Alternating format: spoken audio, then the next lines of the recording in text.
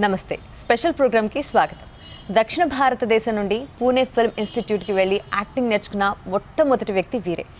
ఎందరో ఇటు తెలుగు ఇండస్ట్రీ కావచ్చు, తమిళ ఇండస్ట్రీ కావచ్చు, ఇండస్ట్రీ నుంచి యూనివర్సల్ స్టార్స్ని ఒక పెద్ద పెద్ద యాక్టర్స్ చేసినటువంటి వ్యక్తి వీరే. వారిలో చిరంజీవి గారు కావచ్చు, రజనీకాంత్ గారు కావచ్చు, నాజర్ గారు, ఇలా సుబ్బలేఖ సుధాకర్ గారు, ఇలా చెప్పుకుంటూ పోతే చాలామంది ఉన్నారు. వీరందరినీ కూడా ఒక గొప్ప నటులుగా చేసి మనకు అందించిన వ్యక్తి వీరే. వారే దేవదాస్ కనకాల్ గారు. వారి 50 years లైఫ్ జర్నీ ఏ విధంగా జరిగిందో వారి మాటలను విందాం రండి. నమస్తే అండి. నమస్తే. ముందుగా హెచ్ఎం టీవీ తరఫున మీకు జన్మదిన శుభాకాంక్షలు. Thank you.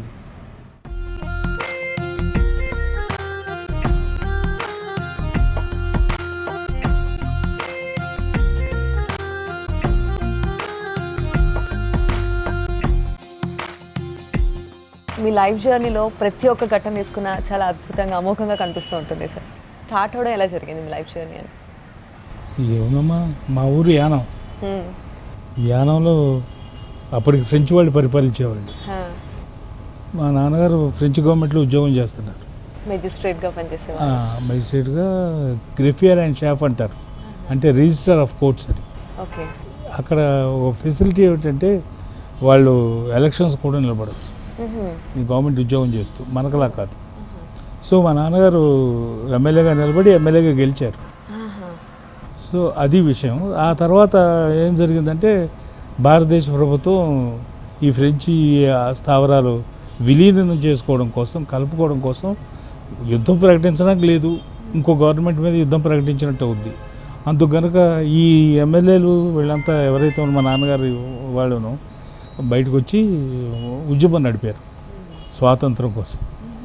ఆ తర్వాత పాండిచేరి, మిగిలినవి కూడా పాండిచేరి, మాకు 5 ఫ్రెంచ్ స్థావరాలు ఉన్నాయి. పాండిచేరి ఒకటి, అది ఇప్పుడు పుదుచ్చేరి అంటారు. తర్వాత కరెక్కాల్ అని ఒకటి ఉంది. ఆ తర్వాత మాహే అని కేరళలో ఉంది.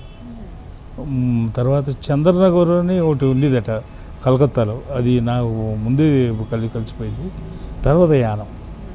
ఈ ప్రాంతాలన్నీ కూడా విముక్తమైన తర్వాత వాళ్ళు ఒడంబడికలు చేసుకున్న తర్వాత నెహ్రూ గారు వాళ్ళను దీన్ని యూనియన్ టెరిటరీ కింద డిక్లేర్ చేశారు. ఈ 5 ప్లేసెస్ యూనియన్ టెరిటరీగా ఉన్నాయి. సో ఆ విధంగా మేము ఫ్రెంచ్కి దూరం అయ్యి ఫ్రెంచి భాష కూడా నేర్చుకోకుండా మేము బయట స్కూల్లో చదువుకుని ఆఖరికి మళ్ళీ యానం స్కూల్కే వచ్చాం. యానం స్కూలు మారింది. ఆ యానం స్కూల్లో హెడ్ మాస్టర్ ఒక ఆయన ఉండేవాడు. ఆయన పేరు డాక్టర్ సుబ్బరాయన్. ఆయన తమిళియను, ఆయన మంచి ఇంగ్లీష్ పండితుడు. ఆయన ఎప్పుడు ఏం చేసేవాడంటే పిల్లలతోటి ఇంగ్లీష్ నాటకాలు వేయించేవాడు, షేక్స్పియర్ నాటకాలు.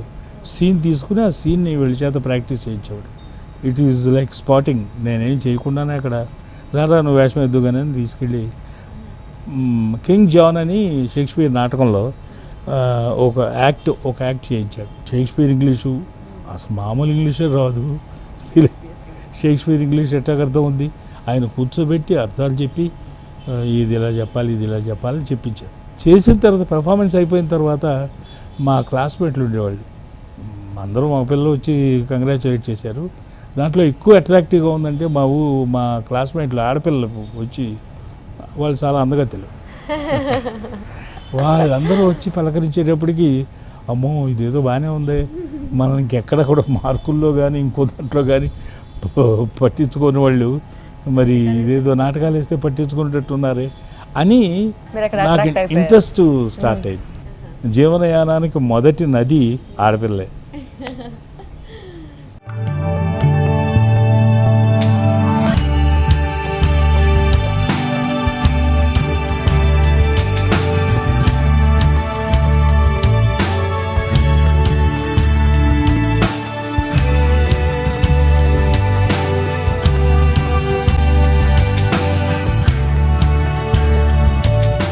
సో సినిమా ఇండస్ట్రీలోకి ఫస్ట్ ఎలా ఎంటర్ అయ్యారు సార్? పీసీ చదువుతున్నప్పుడు ఒక పెద్ద ఆయన యాక్టింగ్ మీద కె వెంకటేశ్వరరావు ఆయన పేరు, ఆయన ఆంధ్ర యూనివర్సిటీకి థియేటర్ ఆర్ట్స్కి స్టేజ్ డైరెక్టర్గా వచ్చాడు. ఆయన ఒక ఏమంటారు డిమాన్స్ట్రేషన్ లెక్చర్ ఇచ్చాడు యాక్టింగ్ మీద. అది చూసాక అనిపించింది, అరే మనకేం తెలీదు, ఇదేదో చాలా పెద్ద తంతులో ఉంది, వ్యవహారం ఉంది, ఇది ఎలా మరి ఇది తెలుసుకోవాలంటే ఎలా. కానీ అప్పుడు నేను కాకినాడ నుంచి వైజాగ్ షిఫ్ట్ అయ్యాను. ఏవిఎన్ కాలేజీలో డిగ్రీలో జాయిన్ అయ్యి BAలో ఆంధ్ర యూనివర్సిటీలో థియేటర్ ఆర్ట్స్లో కోర్స్ ఒకటి ఉంది, యాక్టింగ్ కోర్స్. ఆ యాక్టింగ్ కోర్సుకి అప్లై చేస్తే సీట్ ఇచ్చారు. ఇచ్చాక అక్కడి నుంచి దాంట్లో సాయంత్రం మాటలు క్లాసులు. బాగానే అందరూ పెద్ద పెద్ద యాక్టర్లు, సాక్షి రంగారావు వీళ్ళందరూ అప్పుడు అక్కడి నుంచి వచ్చిన వాళ్ళే. మాతో నా క్లాస్మేట్, నాకు సీనియరు. ఓకే. రాజమండ్రి లలిత కళానికేతన్ అని పోటీలు ఉన్నాయి. ఆ పోటీలకి మహానటుడు అనే నాటకం పట్టుకుని కె. వెంకటేశ్వరరావు వచ్చారు. ఆయన చేసిన తర్వాత చూశాక మా అతనితో పరిచయం బాగా ఉండేది. ఆయన నాటకాలకు వచ్చినప్పుడు మాట్లాడుతుండేవాడు. అదే నాకు అర్థమైంది ఏంటంటే మేమందరం అక్సెప్ట్ హిమ్ మాస్టర్ తాలూకు ప్రోటోటైపుల్లా ఉన్నాం, అంతే తప్ప ఎవరు క్యారెక్టర్లుగా యాక్టర్లుగా భాషించలేదు నాకు.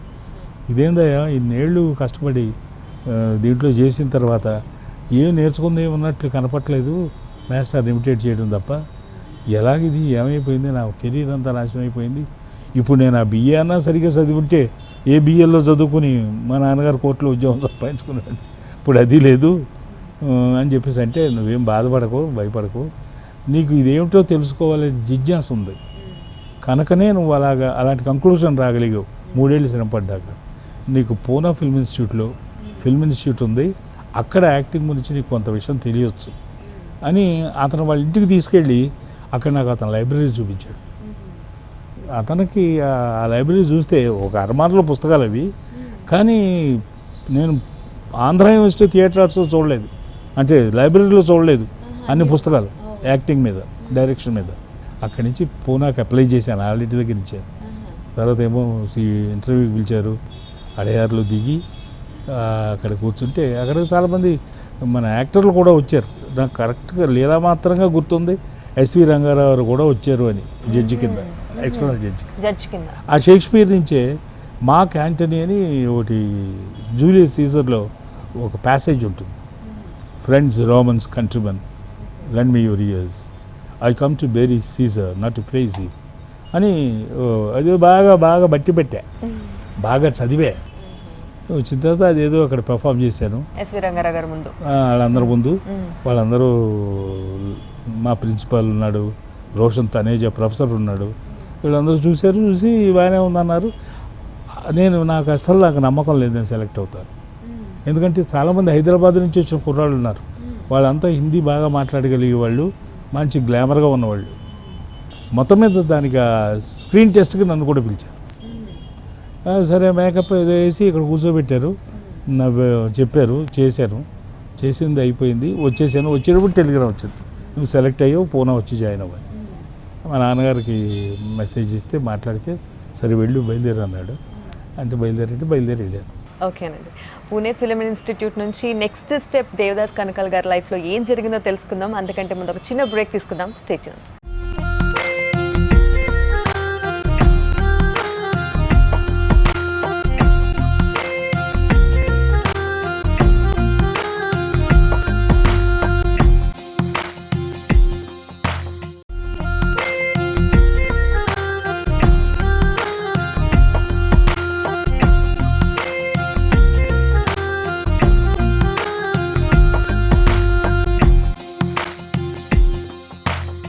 మొత్తానికి పూణే ఫిల్మ్ ఇన్స్టిట్యూట్ వరకు వెళ్ళారు. అక్కడి నుంచి ఎలా లైఫ్ స్టార్ట్ అయింది, సినిమాలోకి ఎలా ఎంటర్ అయ్యారు sir? Film institute Prabhat studio అని, వి శాంతారాం గారి స్టూడియో అది. దాంట్లో దేవానంద్ వాళ్ళందరూ మొదట్లో సినిమాలో యాక్ట్ చేశారు.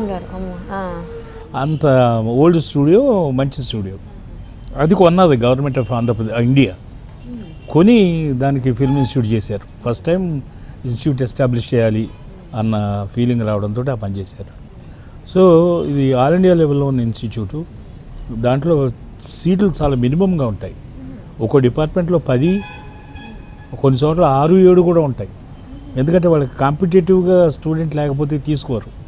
సరే మొత్తం మీద ఎలాగైతే సెలెక్ట్ అయ్యి లోపలికి వెళ్ళాము. వెళ్ళిన తర్వాత నవీన్ నిశ్చల్ ఒక యాక్టర్ పేరు వినే ఉంటారు, రేఖతో యాక్ట్ చేశాడు మొట్టమొదటి సావన్ బాదు అనే సినిమా. వాడే మొట్టమొదటి బ్రేక్ మా ఇన్స్టిట్యూట్కి. చిత్రంగా ఏమిటంటే ఒక 2-3 ఏళ్ళు అస్రాని వీళ్ళందరూ నా సీనియర్స్, శత్రుఘ్న సిన్హా వీళ్ళందరూ కూడా ఇంకా ఎంటర్ అవ్వలే. ఇవి నవీన్ నిశ్చల్ ఎంటర్ అయిన తర్వాత, ఆ సినిమా హిట్ అయిన తర్వాత ఇక అక్కడి నుంచి ఇన్స్టిట్యూట్ స్టూడెంట్స్ తీసుకోవడం మొదలెట్టారు. నెంబర్ ఆఫ్ స్టూడెంట్స్ వచ్చారు పూనా నుంచి.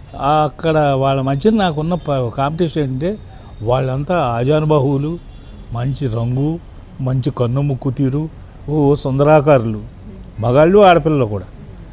నేను వీళ్ళందరూ సాయంత్రం 5 అయిపోయాక, క్లాసులు అయిపోయాక వీళ్ళందరూ డెక్కన్ జిమ్ఖానాకి వెళ్ళిపోయారు పూనాలో. అక్కడ కాఫీలు గీఫీలు తాగి తిరిగి అమ్మాయిలు చూసి పరిచయాలు పెంచుకొని వచ్చేసారు. నేను రోజు వెళ్ళాలి డెక్కన్ జిమ్ఖానా కంటే సిటీ బస్ డబ్బులు, కాఫీ డబ్బులు ఇవన్నీ కష్టం నాకు వచ్చి 275 రూపాయల్లో. తర్వాత నేను లైబ్రరీకి వెళ్ళి కూర్చునేవాడిని, ఇంకో మార్గం లేదు నాకు. లైబ్రరీలో కూర్చొని చదివేవాడిని పుస్తకాలు చదివితే ఇంగ్లీష్ పెద్దగా రాదు కదా, అందుకని పెద్దగా అర్థమయ్యేది కాదు. అర్థం కాక మళ్ళీ చదివేవాడిని. ఆ బండ వ్యవహారంలో నలిగింది, రోడ్ రోలర్ కింద రోడ్లు నలిగినట్టు. ఇలా పాస్ చేసేటప్పుడు ఒక 6 నెలలు అయ్యేటప్పటికి నాకు ఇంగ్లీష్ భాష మీద పట్టు వచ్చింది. అంతేకాకుండా మరి సబ్జెక్ట్ ఏదైతే నేను క్లాసులో ప్రాక్టికల్గా చేస్తున్నానో దాని పట్ల అవగాహన వచ్చింది. క్లాస్లో నేను చెబుతుంటే మా ప్రొఫెసరు చాలా ఇంప్రెస్ అయ్యి దేవదాసన్ అడగండి అంటుండేవాడు. అంటే రెఫరెన్స్కి వచ్చేటప్పుడు మరి మాస్టర్లు దొరకరు కదా, ఎవరు క్లాసులో వెళ్ళిపోతారు. సో ఆ విధంగా అమ్మాయిలు వాళ్ళ హాస్టల్లో మాకు జగత్మురారి జగత్మురారి ప్రిన్సిపాల్ ఉండేవాడు. ఆయన నుండి పేరు జేకర్ బంగ్లో. ఆ బంగ్లాలో ఓ పార్ట్లోనేమో అమ్మాయిలు ఉండేవాళ్ళు, హాస్టల్ అది. వాళ్ళు అక్కడ పిలిచేవాళ్ళు, వాళ్ళ ఇంటికి వెళ్ళి నాకు అది పెద్ద ఉత్సాహంగా ఉండేది. టీ ఇచ్చేవాళ్ళు వాళ్ళు. ఆ టీ కోసం వెళ్ళి కష్టపడి వాళ్ళందరికీ అడిగితే వాళ్ళకి ఇంగ్లీష్ కూడా పూరేవాళ్ళు కొంతమంది. అయినా కష్టపడి నాకు తెలిసిన త్వరలో నేను ఎక్స్ప్లెయిన్ చేసేవాడిని. ఆ విధంగా కొంత నాకు ఈ పాఠాలు చెప్పే వైపు మనసు అవతల వాళ్ళకి చెప్పడానికి వీళ్ళు పునాది ఎక్కడ పడింది. సో ఆ విధంగా మేము సెకండ్ ఇయర్కి వచ్చేటప్పటికి ఆశాచంద్ర అని ఇంకొక పేరు, పెద్ద ఫేమస్ నేమ్ చెప్పలేదు, ఆవిడ యాక్ట్రెస్ అవ్వలేదు కానీ టీచర్ అయింది. మీకు చాలామందికి రిషి కపూర్కి ఆ టైంలో వచ్చిన లేడీస్కి, మగాళ్ళకి, ఆ తర్వాత కూడా పెద్ద ఆర్టిస్టులకి టీచరు గైడెన్స్ కాదు, క్లాసులు నడిపి యాక్టింగ్ టీచర్. ఆశాచంద్ర యాక్టింగ్ స్కూల్ అని ఒకటి ఉంది. ఆ అమ్మాయి రోజు క్లాసులో తెలివిగా ఉంది, చాలా ఇంటెలిజెంట్గా పికప్ చేసేది. మేమందరం ఇంప్రొవైజేషన్ చేసేవాళ్ళం. ఇంప్రొవైజేషన్ చేయడానికి భాష రావాలి. ఇప్పుడు మీకు నేను భాష తెలుగులో చెబితే అర్థం కాలేదుకోండి, ఇంకో భాషలోనే చెప్పాలి కదా. ఆ భాషలో చెప్పడం అన్నది ఇంగ్లీష్ భాషలోనే మేము మాట్లాడుకునేవాళ్ళం. కనుక ఇంగ్లీష్లో కమ్యూనికేషను చాలా తక్కువ మందికి. ఉల్కా సోనావని అని ఇంకా మిగిలిన వాళ్ళు ఉన్నారు, వాళ్ళకి ఇంగ్లీష్ రాదు. సో వాళ్ళు చాలా ఇబ్బంది పడి ఉంటే ఈ అమ్మాయితోటి ఇంప్రొవైజ్ చేసేవాళ్ళు.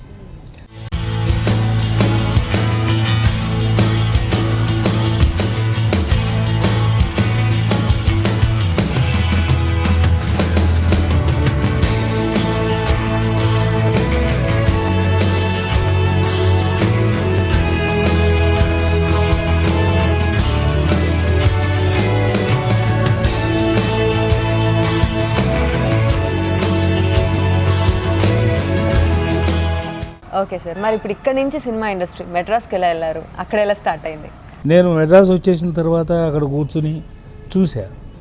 రోజున వీధంపడ పోతుంటే ఎవరో నా గొంతు విని, నేను మాట్లాడుతున్నాను ఎవరితో, గొంతు దేవదాస్ అని పిలిచారు. ఎవరైనా పిలిచారు నన్ను ఇక్కడ మెడ్రాస్లో అనుకుని చూశాను. చూస్తే సాక్షి రంగారావు అప్పుడే సాక్షిలో యాక్ట్ చేసేసాడు, ఇంకా సినిమాలో యాక్ట్ చేస్తున్నాడు. అక్కడేమో దీంట్లో ఉన్నాడు.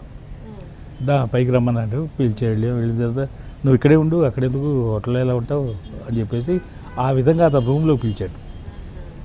ఈ లోపల సాక్షి రంగారావు బాపు గారి దగ్గర తీసుకెళ్ళాడు. బాపు గారు దగ్గర ఏమో ఇటు పొలాలు చదువుకు వచ్చాడండి, నా స్టూడెంట్ అండి, మంచి యాక్టర్ ఏదో చెప్పాడు ఆయన. సరే మొత్తం మీద ఏదైనా ఆయన ఎందుకు పోవాలనుకున్నాడు, బుద్ధిమంతుడి సినిమాలో నాకు వేషం ఇచ్చారు మొట్టమొదటిగా.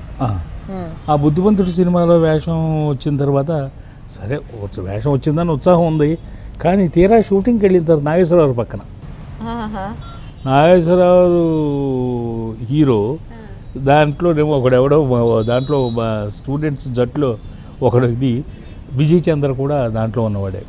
ఇన్స్టిట్యూట్ నుంచి చాలా పెద్ద పెద్ద గొప్ప గొప్ప నటులు అయ్యారు. ఈరోజు అసలు వాళ్ళు యూనివర్సల్ హీరోస్ అయిపోయారు. యాక్టర్స్ కానీ ఎలా తీసుకున్నారు, రజనీకాంత్ గారు కావచ్చు, చిరంజీవి గారు కావచ్చు, నాజర్ గారు కావచ్చు, సుబ్బలేఖ సుధాకర్ గారు ఎవరైనా సరే, ఎవరిని తీసుకున్నా సరే ఒక బ్లాక్ బస్టర్స్ అందించినటువంటి పెద్ద పెద్ద హీరోస్. అది ఎట్లా స్టార్ట్ అయింది సార్ అసలు? ఇప్పుడు దీనికి 40 మంది స్టూడెంట్స్ వచ్చారు. దాంట్లో కొంతమంది తెలుగు వాళ్ళు ఉన్నారు, నారాయణరావు వాళ్ళు. ఈ తెలుగులోకి వచ్చేసింది ఒక అమ్మాయి నన్ను చూసి, హేమ చౌదరి. అంటే తమిళ్లో జాయిన్ అయింది, బట్ తెలుగులోకి వచ్చేసింది స్టూడెంట్గా. వాళ్ళందరూ 40 మందికి ఆ క్లాస్లో కూర్చుంటే ఎలా ఉంటుందో ఆలోచించండి. మీరు వెళ్ళి వాళ్ళ దగ్గర ఏం మాట్లాడగలరు? పైగా వాళ్ళందరూ ఎక్కడి నుంచి వచ్చారు?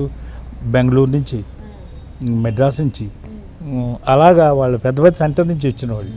అంటే వాళ్ళ అర్బన్ ఓరియంటేషన్ ఉన్న స్టూడెంట్స్. నేనేం చేశానంటే అక్కడ కుర్చీ ఉంటుంది, బల్ల ఉంటుంది కదా, బల్ల ఎక్కే. అందరూ ఈ మాస్టర్ బెల్ ఎక్కేటని చూస్తున్నారు. నేను అక్కడ నడవడం మొదలెట్టాను, మైమ్లో నడవడం. మైమ్లో నడిస్తే మీకు నడుస్తున్నట్టే ఉంటుంది కానీ you don't move from the place. Illusion is perfect moment తోటి. అది చూసి అది చేసి ఇప్పుడు రండి వచ్చి చేయండి అన్న. వాళ్ళకి అర్థమైపోయింది వాళ్ళు చేయలేరు. మరి మీ ఇన్స్టిట్యూట్లో ఉన్నటువంటి చాలా మంది స్టార్స్ ఉన్నారు, కొంతమంది స్టార్స్ గురించి చెప్పండి. ఎవరెవరు ఉన్నారు, ఎవరెవరు ఎంత పెద్ద పెద్ద స్టార్స్ అయ్యారు ఒకసారి? South Indian film chamber of commerce institute, అక్కడ ఆశా చంద్ర దగ్గర రిషి కపూర్ వాళ్ళు యాక్టర్లు అవుతారు. ఇక్కడ రజనీకాంత్, రాజేంద్ర ప్రసాద్ సెకండ్ బ్యాచ్ వాడు. ఫస్ట్ బ్యాచ్లో చాలామంది ఉన్నారు. నారాయణరావు, హేమ చౌదరి, వీళ్ళందరూ కూడా ఫస్ట్ బ్యాచ్ స్టూడెంట్స్. ఈ తమిళ స్టూడెంట్స్ ఇంకా ఉన్నారు, కృష్ణస్వామి, ఇంకోళ్ళు కొంతమంది యాక్టర్లు అయ్యారు, కొంతమంది కాలేదు. వీళ్ళందరూ యాక్టర్లు అవ్వడానికి కారణం బేసిక్గా ఆ 2 ఏళ్ల పాటు వాళ్ళు చేసిన క్లాస్ వర్క్ చేస్తూ they have got some control. వాళ్ళ ఆలోచనలోనూ కంట్రోల్ వచ్చింది, దీంట్లోనూ వచ్చింది. వీళ్ళు అదృష్టవశాత్తు వాళ్ళకి ఈ క్లాస్ వర్క్ వచ్చి మాస్టర్లు కొంతమంది ఉండేవాళ్ళు. బాలచందర్, విశ్వనాథ్, వాళ్ళు మాస్టర్లు కాదు, డైరెక్టర్లు. వాళ్ళు ఎగ్జామినేషన్స్ అవి చూడడానికి వచ్చినప్పుడు వాళ్ళకి నచ్చిన వాళ్ళని, అలాగే బాలచందర్ తీసుకెళ్ళి వీడిని రజనీకాంత్ని దాంట్లో పెట్టాడు. చిన్న బ్రేక్ తీసుకుందాం, స్టే చేయండి.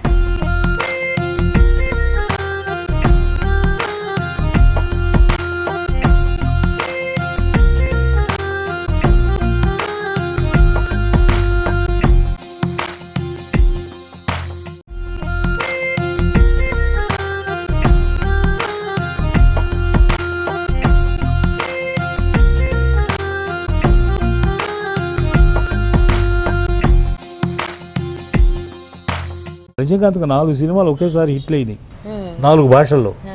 ఈ బికెమ్ ఏ స్టార్. ఆ తర్వాత ఈ రాజేంద్ర ప్రసాద్ వాళ్ళు మైమగీమని చచ్చేటి చేసేవాళ్ళు.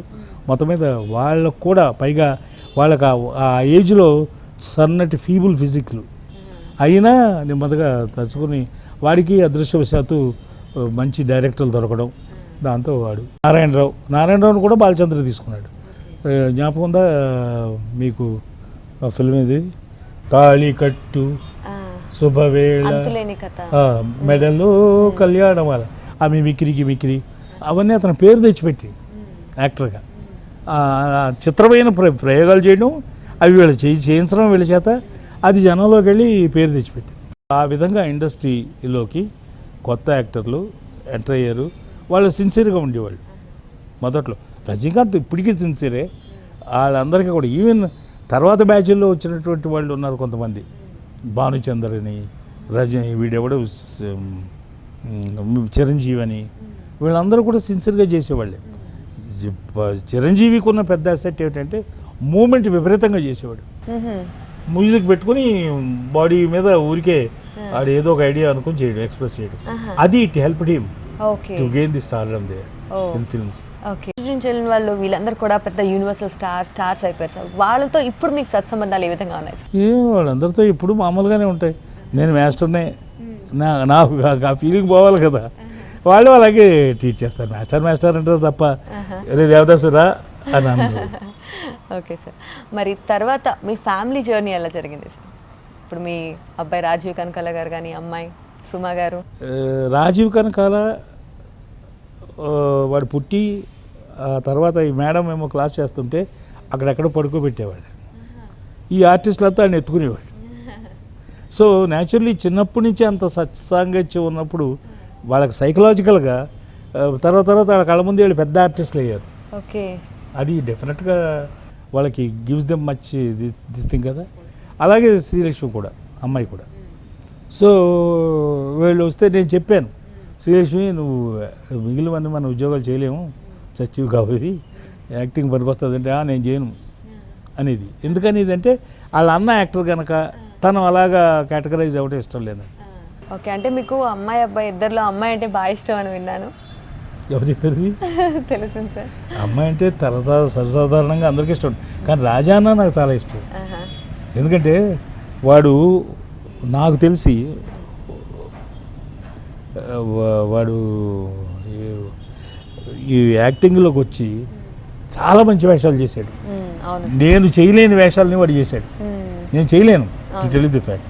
అంత బాగా చేశాడు వాడు, ఇంకా చేస్తాడని నాకు నమ్మకం. ఆంధ్రప్రదేశ్లో కానీ తెలంగాణలో మొత్తం తీసుకున్నారు 2 రాష్ట్రాల్లో సుమా గారు అంటే యాంకరింగ్ అంటే అసలు ఎవరు కూడా ఆవిడకి యాంటీ ఉండరేమో. వారి గురించి అసలు రాజీవ్ కనకాల గారు మ్యారేజ్ గురించి. రాజీవ్ కనకాలతో మ్యారేజ్ అవ్వకముందు సుమా యాక్ట్రెస్గా సీరియల్స్లో చేసేది. ప్రదీప్ కుమార్ వాళ్ళ సినిమాల్లో సీరియల్ వాటిలో. తర్వాత నేను మేఘమాల అని ఒక సీరియల్ తీశాను కేఎస్ రామారావుకి. దాంట్లో తనే మేఘమాల హీరోయిన్.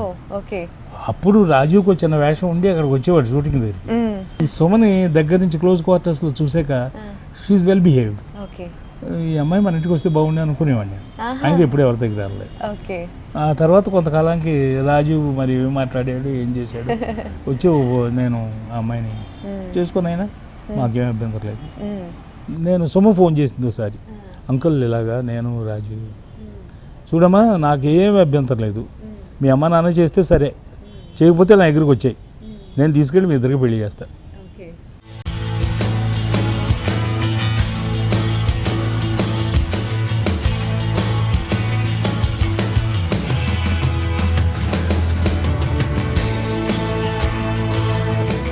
ఓకే సార్, మరి మీ శిష్యులకి అంటే రాజేంద్ర ప్రసాద్ గారు కావచ్చు, చిరంజీవి గారు కావచ్చు, వీరందరితో సినిమా ఎందుకు తీయలేదు సార్? తీసారా? అయ్యో, నేను నిజం తీసింది స్టూడెంట్స్ తోటి తీసాను. అసలు నా సీరియల్స్ చాలా డామిట్ కథ జరిగింది, ఇవన్నీ స్టూడెంట్స్తో. రామ్ జగన్ వీళ్ళందరూ వాటిలోనే వచ్చేసారు. అయ్యో, నేను తీయపోవడం ఏంటి, నేను చాలా తీశాను. నేను కావాలనే డైరెక్షన్ స్క్రిప్ట్ షిఫ్ట్ అయ్యాను. ఓకే సార్, యాక్చువల్ మీకు డైరెక్షన్ అంటే కూడా బాగా ఇంట్రెస్ట్. సో నేను విశ్వనాథ్ గారిని చూసాక నాకు ఇంట్రెస్ట్ వచ్చిందమ్మా. లేకపోతే అంతకుముందు నాకు యాక్టింగ్ చేయడం ఇంట్రెస్ట్ తప్ప డైరెక్షన్ ఎందుకు చేయాలా? నేను యాక్టర్ అనే ఫీలింగ్ నాకు. ఇప్పుడు వచ్చినటువంటి జనరేషన్లో చాలా వేరియేషన్ కనిపిస్తోంది సినిమాల్లో. ఇప్పుడు బాహుబలి తీసుకుంటే ఒక సెన్సేషన్ క్రియేట్ చేస్తోంది. మరి ఆ డైరెక్షన్ గురించి ఏమైనా మాట్లాడతారు? డైరెక్షన్లో బేసిక్గా చేంజ్ చేయలేదు. రాజమౌళి ఇంతకుముందు చేసిన సినిమాలు చాలా గొప్పవి. బాహుబలిలో ఊరికే హంగామాతోటో లేకపోతే ఒక హైప్ తోటో దాన్ని జనం సినిమా బాగా కలెక్ట్ చేస్తున్నారు, వేరే విషయం. టెక్నికల్గా కూడా చాలా గొప్ప అసిస్టెన్స్ తీసుకుని చేశాడు, అవన్నీ బాగున్నాయి. నెక్స్ట్ ఫిల్మ్ వచ్చేటప్పటికి దానికి లింక్ అవుద్దేమో. ఇప్పుడు ప్రస్తుతానికి అసంతృప్తిగానే ఉంది చూసిన ప్రేక్షకులకి.